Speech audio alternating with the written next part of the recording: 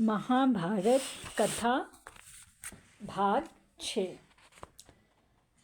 अब पांडव भी राजप्रासाद में आकर रहने लगे तथा सभी राजकुमारों की शिक्षा का प्रबंध एक साथ हो गया। सभी भाइयों में भीम सबसे बलवान था। वह खूब खाता पीता था तथा व्यायाम भी खूब करता था, मस्त रहता था और खेल खेल में सबको पटकी दे देता था।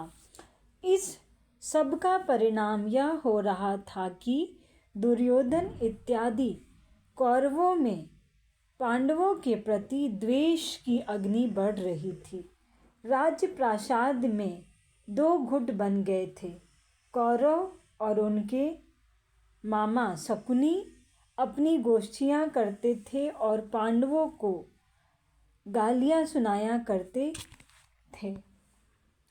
सबसे अधिक चिंता की बात यह थी कि परिवार के वृद्ध जन उनकी बातों में हस्तक्षेप नहीं करते थे और यदि कभी करते भी थे तो सदा दुर्योधन का पक्ष लेते थे। इस प्रकार की स्थिति चल रही थी कि एक दिन भीष्म जी का प्रतिहार मुझे बुलाने आ पहुंचा। मैं हैरान रह गया। कारण यह था कि यह बुलावा कई वर्षों के उपरांत आया था। मैं महाराज धृतराष्ट्र के पास तो जाता रहता था। धृतराष्ट्र के आदेशों पर मैं देश विदेश घूमता रहता था और उन देशों का वर्णन मैं महाराज को सुनाया करता था, परंतु भीष्म जी ने कभी मुझ में रुचि नहीं ली थी। अतः आज का बुलावा आश्चर्य में डालने वाला था। मैं उनके आगार में पहुंचा तो उनके समीप विदुर जी भी बैठे थे। मैं समझ गया कि कोई विशेष घटना घटी है। मैंने प्रणाम किया तो मुझे समीप बैठने को कह विदुर जी बोले, संजय जी, कल यहाँ एक दुर्घटना हो गई प्रतीत होती है। राजकुमार दुर्योधन के सुझाव पर सभी राजकुमार गंगा तट वाले उद्यान में जल क्रीड़ा तथा खेल कूद के लिए गए थे। रात्रि वे वहीं रहे और आज प्रातः लौटे हैं, परंतु भीम उनमें साथ नहीं है। पांडु पत्नी कुंती मेरे निवास पर रुदन करते हुई आई और कहने लगी कि उन्हें संदेह है कि उसकी हत्या कर उसका शव गंगा में बहा दिया गया है। मैं आश्चर्य से उसका मुंह देखता रह गया।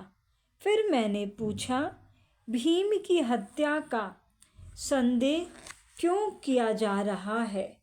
युधिष्ठिर का कहना है कि जल क्रीड़ा का कार्यक्रम दुर्योधन के आग्रह पर बना था।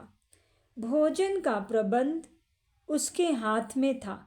फिर भोजन के उपरांत सभी भाई गहरी नींद में निमग्न हो गए थे। ऐसा प्रतीत होता है कि उनके भोजन में कोई मादक द्रव्य डाला गया था। भीम खाता अधिक है और इस कारण उस मादक द्रव्य का उस पर अधिक प्रभाव पड़ा होगा। शायद बाद में जब सब सो गए तो उसकी हत्या करके उसे नदी में बहा दिया गया, क्योंकि प्रातः उठने पर जब भीम की खोज की गई तो दुर्योधन और उसके भाई कहने लगे कि भीम उठकर कदाचित राजप्रासाद को चला गया है। ऐसा कभी होता नहीं। भीम भाइयों को छोड़कर अकेला क्यों चला गया और फिर वह राजप्रासाद में पहुंचा ही नहीं। पूर्व इसके कि मैं कुछ कहता, भीष्म जी बोले, यह सब अनुमान मात्र है, इसका कोई प्रमाण नहीं है। मैंने कहा, श्रीमान, अनुमान भी प्रमाण हो सकता है, जबकि यह किसी तथ्य की ओर संकेत करे। इस कारण मेरा आग्रह है कि तथ्य की खोज करनी चाहिए। अब भीष्म जी बोले, ठीक है संजय जी, आप तथ्य का पता करिए, फिर देखेंगे कि क्या किया जा सकता है। मैं महाराज धृतराष्ट्र से मिलने उनके आगारों में जा पहुंचा। महारानी गांधारी उसके पास बैठी थी। जब मुझे उनके सामने लाया गया तो मैंने उन्हें प्रणाम कर कहा, महाराज, राजकुमार भीम लापता हैं, तो हम क्या कर सकते हैं। महारानी गांधारी बोल उठी, महारानी जी, ऐसा संदेह किया जा रहा है कि किसी ने उसकी हत्या कर दी है और उसका शव गंगा में बहा दिया है। यह कैसे हो सकता है? आप दुर्योधन से कहकर इसकी जांच कराइए। महारानी जी, यह संदेह किया जा रहा है कि दुर्योधन तथा उसके भाइयों ने षड्यंत्र कर उसकी हत्या कराई। इस कारण दुर्योधन उसकी जांच क्यों कराएगा? यह झूठ है। ठीक है महाराज, परंतु लोगों का संदेह तो तभी दूर होगा जबकि निष्पक्ष जांच कराई जाए, अन्यथा प्रजा में यह बात फैल गई तो बहुत बुरा होगा। अब महाराज तथा महारानी चुप कर गए। मैंने कुछ देर प्रतीक्षा की और फिर कहा, महाराज, मुझे भीष्म जी ने बुलाकर कहा है कि मैं इस विषय में जांच कराऊं। अब आपकी क्या आज्ञा है? ठीक है संजय, आप जांच करिए और जो पता लगे हमें बताइए, जैसी आपकी आज्ञा। उनसे विदा लेकर मैं दुर्योधन के आगार में जा पहुंचा। उसके आगार में वातवेग तथा अन्य भाइयों की गोष्ठी हो रही थी। जब मेरे आने की सूचना उनको मिली तो दुर्योधन आगार के बाहर मुझसे मिलने आ गए। साथ में उसका भाई वातवेग भी था। मैंने कहा, राजकुमार, आपको विदित है कि भीम लापता है? नहीं तो हमें विदित नहीं। रात वह गंगा तट वाले उद्यान में सोया था। प्रातः वह वहाँ नहीं था। हम समझे कि वह नगर को लौट आया है, परंतु वह नहीं लौटा और किसी ने उसे लौटते देखा भी नहीं। हमें विदित नहीं, हम इस विषय में कुछ नहीं जानते। इतना कह दुर्योधन आगार के भीतर चला गया। वातवेग भी उसके पीछे पीछे चला गया। मैंने दोनों कुमारों के चेहरे के भाव से अनुमान लगाया कि सब भयभीत हैं और इस घटना के रहस्य को प्रकट होने से रोकने के लिए षड्यंत्र कर अपने कथन और व्यवहार को छिद्र रहित कर चुके हैं। अतः उनसे अधिक जान सकने की आशा छोड़ मैं गंगा तट वाले उद्यान में जा पहुंचा।